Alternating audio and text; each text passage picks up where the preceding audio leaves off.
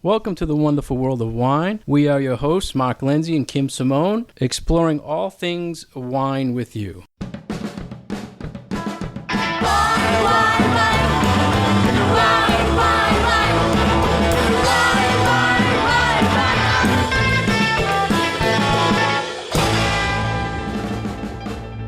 Hey, Kim.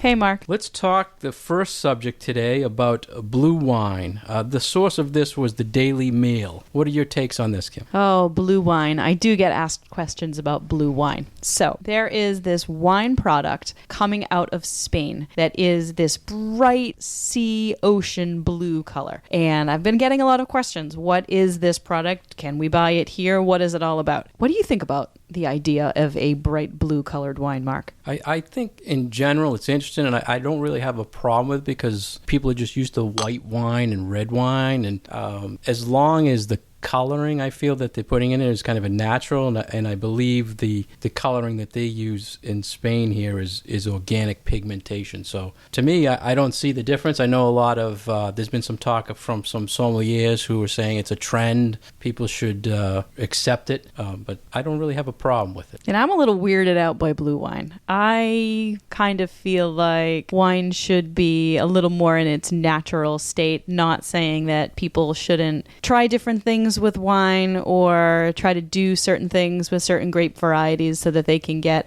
a different style. But the idea of adding a color and adding artificial sweeteners and changing the flavor doesn't really go with my philosophy of what I think wine should be in your glass. Yeah, and the actual Spanish government agreed with that thinking because they would not allow these people to call the product wine because of the color didn't suit their government laws for wine. So the label has a 99% wine, 1% grape juice on it. So they did have some feedback from the government. They had to reissue labels. They do also use French and Spanish grapes, so they might have had some feedback from the Spanish producers on that. So they do use 3 wineries in Spain, but they are sourcing French juice. So that's really interesting that the government got involved, because I know there's a blue wine product from Italy that is hitting the market, yes. And the government has also sort of come down pretty hard on that, saying, no, this isn't wine. You can't label it as wine. It doesn't fit the qualifications of a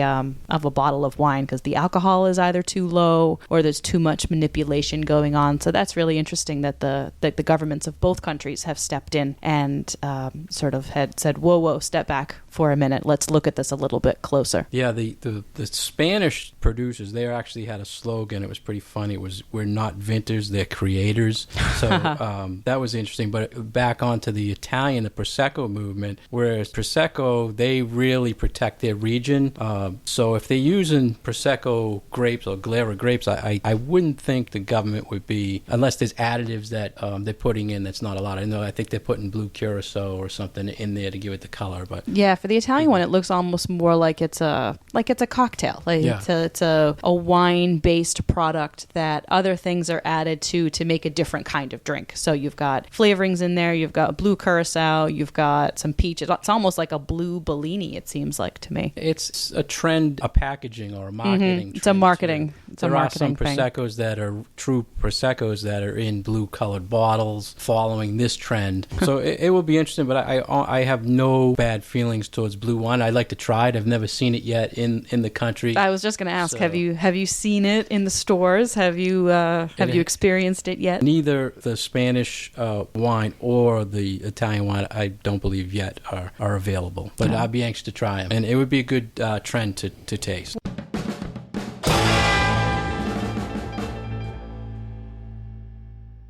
Welcome back, and you're listening to The Wonderful World of Wine with Mark and Kim. There's been a recent English health study about the benefits of drinking wine and heart disease, and I know that we see these studies every once in a while pop up about the benefits of moderate drinking and drinking wine as opposed to drinking beer, as opposed to drinking spirits, and how that impacts people's health. And Mark, I'm wondering how you feel about all of these medical studies and how moderate drinking might impact our health. Yeah, I think as you know, when we do wine education, probably not a time goes by that you're not asked about the effects, health effects, and every day you're seeing a different story, good and bad reports on the amount of consumption. It's good for you, it's bad for you, it's good for this, it's bad for that. This story just brought to light moderation. They were actually defining a moderate drinking, which was interesting, as 1.5 bottles a week. 1.5 bottles. Which, if you're a daily wine drinker, that is not a lot of wine. Yeah, I mean,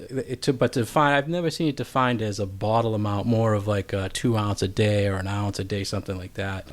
That's pretty much the equivalent of a glass a day. Yeah, maybe a little right, less. Yeah, exactly. It was funny, years ago, I was taking a seminar and they talked about wine and health, and on the list they put all the benefits of it, and then one subject they worked in there, it said it does not prevent pregnancy, and people were looking at it, and it was a joke kind of put in there, but it kind of brings to light, I mean, it is alcohol in moderation. There's so much data to say it's good for you, and I feel, I don't know about yourself, but since I've been tasting a lot of wine, I really have been feeling healthy, so I kind of agree with that.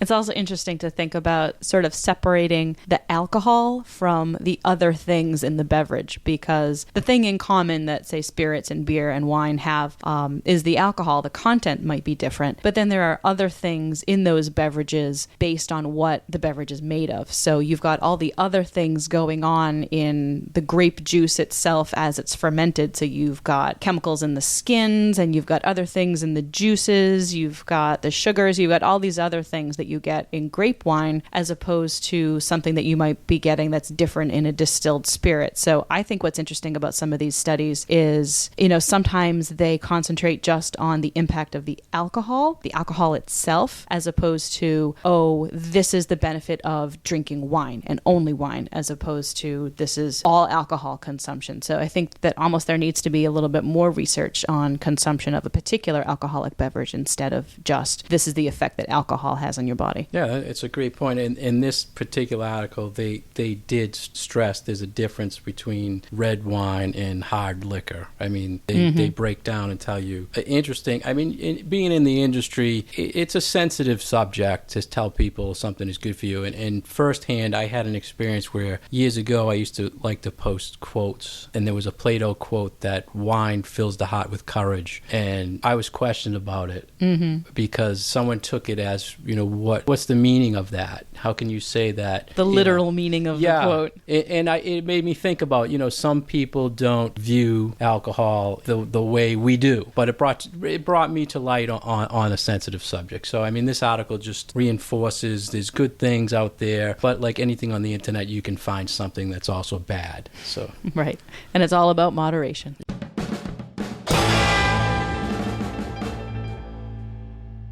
You're listening to The Wonderful World of Wine. I am Mark, and I'm joined by my partner in wine, Kim, and we're today talking next about how long to keep an open bottle of wine. And the source of this story was the tasting table. To me, this is all about getting the air out of whatever wine you have left over, because air is the killer of wine. I never really have a problem of having a bottle that's left over to save it. But you never have any extra wine? I try, I guess, not to. But I'm kind of a geek about if there is something left, I really kind of don't go back to it. I hear stories of people who do keep them on counters for days and stuff like that. But do you do that, Kim? I do, actually. Usually I will have a couple of open bottles in my kitchen. I cook a lot with wine, so it's nice to have an open bottle of red and an open bottle of white. The rule that we tend to try to follow is you want to keep the oxygen away from the wine in order to extend its life. A really good way of doing that is keeping it in the refrigerator. That slows down the oxidation process, and it slows down the aging of the wine.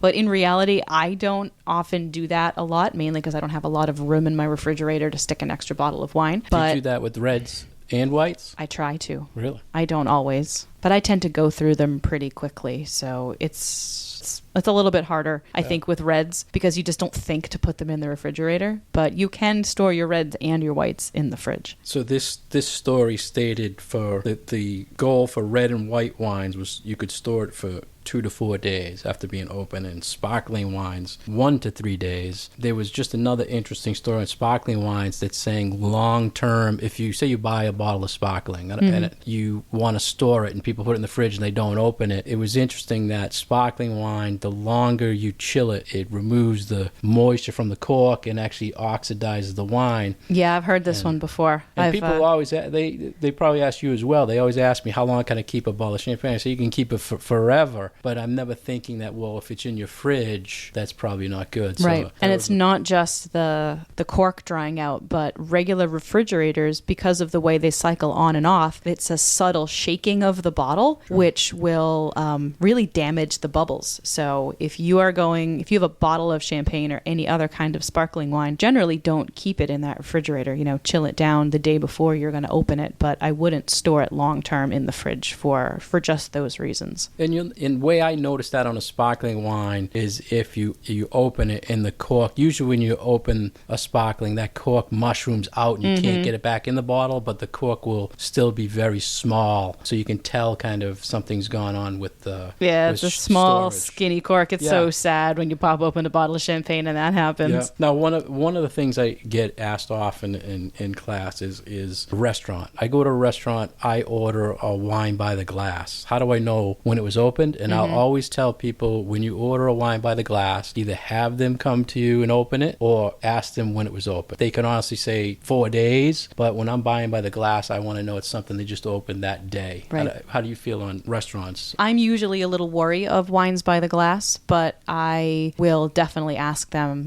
how long has this bottle of wine been open? And you know what? If they opened it the day before, usually I'm okay with that. But if it's been open for a couple of days, I would steer clear. I generally tell my restaurant clients to not keep a bottle of wine open for longer than 1 day, because you really want your guests, if you're on the restaurant server side of it, you want your guests to be having a good experience and to be drinking that wine as it should be, as fresh as possible. And if you're giving them something that's sort of a subpar quality because it's been open for too long, then you're not putting your best forward as the restaurant. Yeah, I agree with that. And bottom line, when you drink wine at home, it's probably a brand you drink all the time. If you've had it too long, it's not tasting right. I mean, that's the bottom line. How long you store it after it's open depends on what you like and what you don't like. And it's not going to hurt you if it's been open too long and the flavors have started to fade a little bit. I mean, if it's open for so long that it's starting to taste like vinegar, then yeah, you don't want to drink that. But if it's been open for 5 days and it doesn't taste great, but it's not totally passed, it's not going to do you any harm. Yeah. And as a taster, when I buy wine, you'd be surprised the amount of times I'll taste the wine and I'll always ask people selling me the wine, when did you open it? And they try to sneak by, it's a day ago, or I opened it late last night or something like that. And it does matter. So I want to know I'm always getting something that's fresh to sell to someone. So, but the bottom line is you'll always know.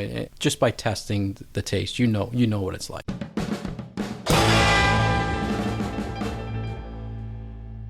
Thank you for listening to The Wonderful World of Wine. We are your hosts, Kim Simone and Mark Lindsay. We invite you to visit our Facebook page at The Wonderful World of Wine and ask us any questions. If there are any topics that you'd like to learn about, please leave those there, and we will visit again with you soon.